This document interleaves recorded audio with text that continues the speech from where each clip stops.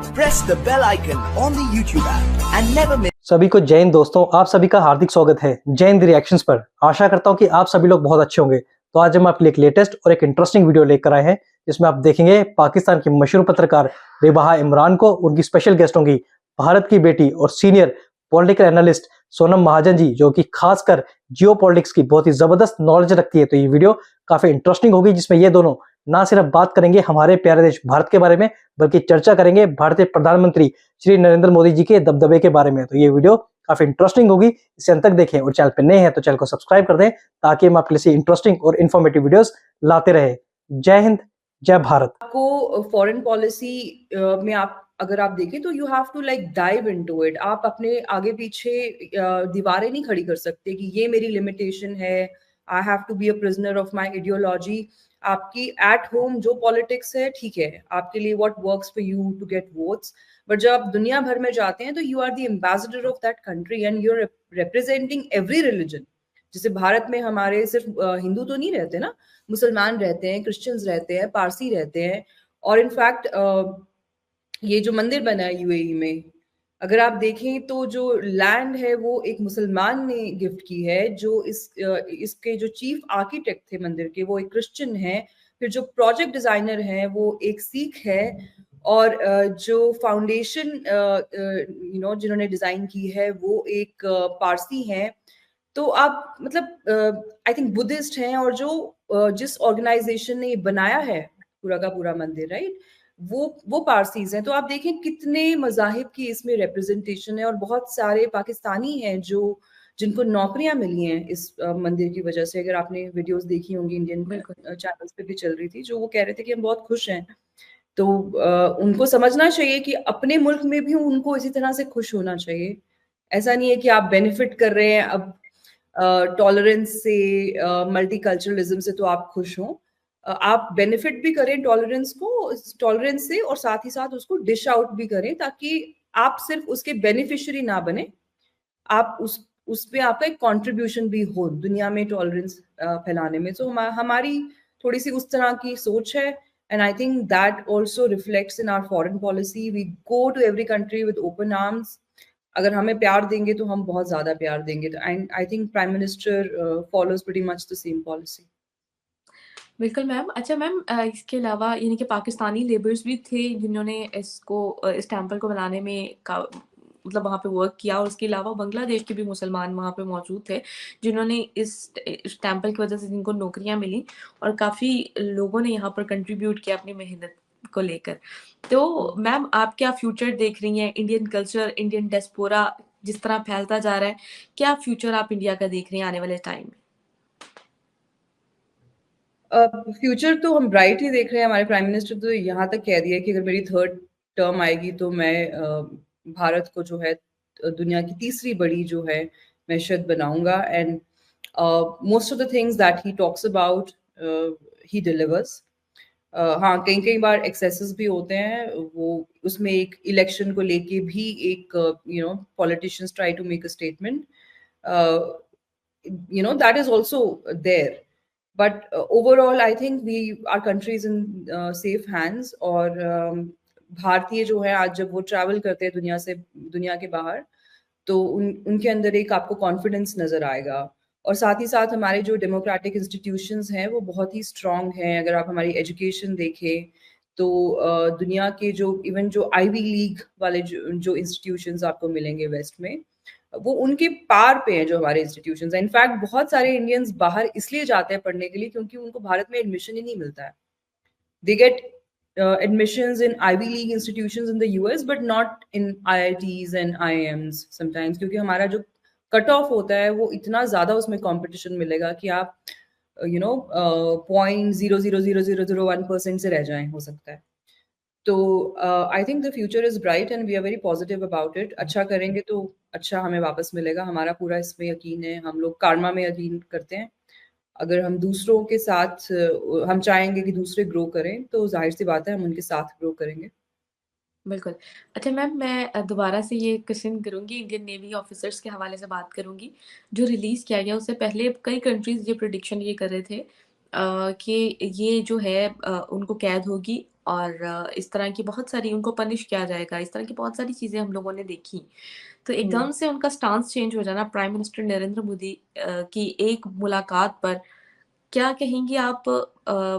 क्या रिलेशन बेहतर करने के लिए उन्होंने किया? उसके अलावा मैंने देखा कि वो डील भी कुछ साइन हुई कतर की और इंडिया की, ऑयल से रिलेटेड। तो इस हम्म। पर आप क्या थॉट्स रखती हैं? क्या कहेंगी आप देखते हुए इस पूरे सर्कमस्टांसेस को? वो एलएनजी का एक लॉन्ग टर्म का हमने एक जो वैसे भी हमारे बीच में ट्रेड चलता रहता है, तो हमने वो लॉन्ग टर्म के लिए साइन किया है। एज सच अभी जो प्राइम मिनिस्टर की विजिट के बाद अभी कुछ सामने नहीं आया है कि कुछ नए एमओयू साइन हुए हैं कि नहीं हुए हैं। बहुत ब्रॉड किस्म की स्टेटमेंट्स आई हैं कि हम लोग फिनटेक पे कॉपरेट करना चाह रहे हैं, क्लाइमेट चेंज पे कॉपरेट करना चाह रहे हैं, और मिडल ईस्ट में जो भी इश्यूज चल रहे हैं, वॉर चल रही है इसराइल और हमास के दरमियान, उसका भी आपको एक हिंट नजर आता है। But it is we are yet to see कि अभी इस मुलाकात के बाद क्या निकल के आया है। हम भारत में इसको इस तरह से देख रहे हैं कि एक पर्पस इस विजिट का ये भी था कि प्राइम मिनिस्टर चाह रहे थे, जो कतर के एमिर हैं उनके साथ मिलके उनको पर्सनली शायद शुक्रिया भी करना चाह रहे होंगे, जो हाल ही में डेवलपमेंट हुई है जिसके बारे में आपने बात की। तो जब इन लोगों को डेथ पेनल्टी मिली थी, उसके बाद हमने जो इंडियन गवर्नमेंट ने या फिर इन लोगों ने, they were assisted by the Indian government, हमने अपील की थी हायर कोर्ट में। और उसके बाद प्राइम मिनिस्टर की मुलाकात हुई थी COP28 का जो समिट हुआ था लास्ट दुबई में दिसंबर में, वहाँ पे कतर के एमिर के साथ उनकी मुलाकात हुई। और उसके 1 या 2 हफ्ते बाद जो है वो उनकी जो सेंटेंस है वो कम्यूट हो गई। तो it certainly has a role to play in that, क्योंकि जो इस तरह के ममालिक होते हैं, एक तो उनका जो जुडिशियल सिस्टम होता है वो इतना ट्रांसपेरेंट नहीं होता है। जैसे डेमोक्रेसीज में आपको खुल के बताया जाता है कि आपने क्या किया है और आपके ऊपर जो फर्द जुर्म लगी है वो क्या है। पर इस तरह के ममालिक जो होते हैं वहाँ पर आपको इतनी ट्रांसपेरेंसी नहीं मिलेगी। इनफैक्ट जो कतर की गवर्नमेंट है, it never placed it on record कि इन लोगों के ऊपर इल्ज़ाम क्या है। हमें तो पाकिस्तान के मीडिया से पता चला था कि ये इसराइल के लिए स्पाइंग करते थे। तो कतर ने तो कभी कहा ही नहीं था, तो शायद पाकिस्तानियों को पहले पता चल गया था, क्योंकि पाकिस्तान में तो वैसे भी रिवाज है कि किसी से भी दुश्मनी हो तो उसके ऊपर कह दें कि आप इसराइल के लिए स्पाइंग करते हैं या आपने कोई बेअदबी की है। तो हाँ, प्राइम मिनिस्टर का पर्सनल रोल था, बट अगर रिबाहा इन लोगों ने सच में वो किया होता है जो पाकिस्तान का मीडिया बता रहा था दुनिया भर को, तो मेरा नहीं ख्याल कि किसी की भी इंटरवेंशन से ये लोग जो हैं वो छूट जाते। सबसे पहले तो एक ये भी बड़ी मिस इन्फॉर्मेशन चल रही है कि ये इंडियन आर्मी पर्सनल थे, तो ये इंडियन नेवी पर्सनल थे। तो भाई ये लोग रिटायर्ड थे, और जो ये काम कर रहे थे वो अपनी पर्सनल कैपेसिटी में कर रहे थे। इंडियन नेवी और इंडियन एयरफोर्स में जो आपकी नौकरी की जो आपका जो टेन्योर होता है वो उतना लंबा नहीं होता, क्योंकि आपको बहुत ज्यादा रिफ्लेक्सेस चाहिए होते हैं। तो उसके बाद you are free to take up the job that you like, and that's what happened in Qatar का एक एमओयू साइन हुआ एक इटालियन शिपिंग कंपनी के साथ, और वो टैलेंट ढूंढ रहे थे जो उनकी नेवी को कंसल्टेंसी सर्विसेज दे सके। इन लोगों ने अप्लाई किया, दुनिया भर के लोगों ने अप्लाई किया, इन्होंने अप्लाई किया, इनकी सिलेक्शन हो गई और ये गए, ये अपनी पर्सनल कैपेसिटी में गए थे। दे वर इंडियन नेशनल्स, बट बार बार ये कहना कि इंडियन नेवी के लोग गए, and I think that's a little unfair, but I see some people are trying to make a narrative there. So again, we are thankful to the Qatari leadership also कि उन्होंने consider किया, क्योंकि ज़्यादातर इस तरह के ममालिक से लौट के आना जिंदा after they give you a death penalty, it's very difficult.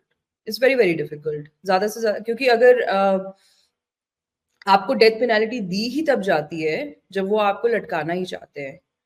क्योंकि अगर आपको उम्र कैद दे दें, या फिर जिसको आपके यहाँ पे बोलते हैं कैद बामुशक्कत, कि कैद दे रहे हैं, साथ में आपको काम भी करना है, और हो सकता है कि आप जिंदगी भर जो है वो जेल में रहें, तो उसमें एक मार्जिन बना रहता है। क्योंकि कतर और भारत के दरमियान जो डिफेंस कॉर्पोरेशन है उसमें एक प्रोविजन है कि आप प्रिजनर्स जो हैं वो एक्सचेंज कर सकते हैं एक दूसरे के साथ।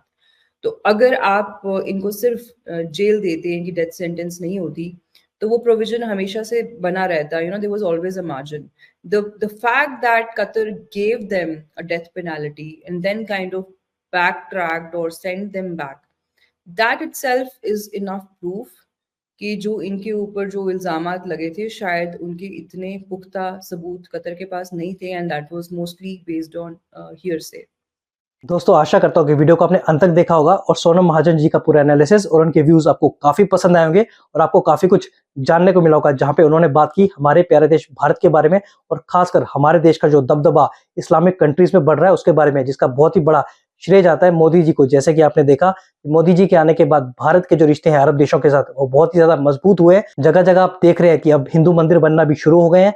खासकर हमने देखा कि कतर के साथ जो भारत के रिश्ते हैं वो बेहतरी की तरफ बढ़ रहे हैं। जैसे कि हमने देखा 8 जो रिटायर्ड नेवी ऑफिसर थे कैसे वो फांसी के फंदे से छूट के भारत वापस आए, जो कि भारत के लिए, भारतीय डिप्लोमेसी के लिए एक बहुत बड़ी उपलब्धि है। बाकी उम्मीद करता हूँ वीडियो आपको काफी पसंद आई होगी, जिसमें सोनम महाजन जी ने काफी डीप एनालिसिस किया और बात की मोदी मैजिक के बारे में। तो अगर वीडियो आपको अच्छी लगी है इसे लाइक और शेयर जरूर कर दें और अपने विचार हमें कमेंट सेक्शन में लिखकर जरूर बताएं। और एक बार फिर चैनल पर नए हैं तो चैनल को सब्सक्राइब कर दें ताकि हम आपके लेटेस्ट इंटरेस्टिंग और इन्फॉर्मेटिव वीडियोस लाते रहे। तो चलिए फिर मिलेंगे ऐसी किसी मजेदार और दमदार वीडियो में, तब तक अपना ध्यान रखिए।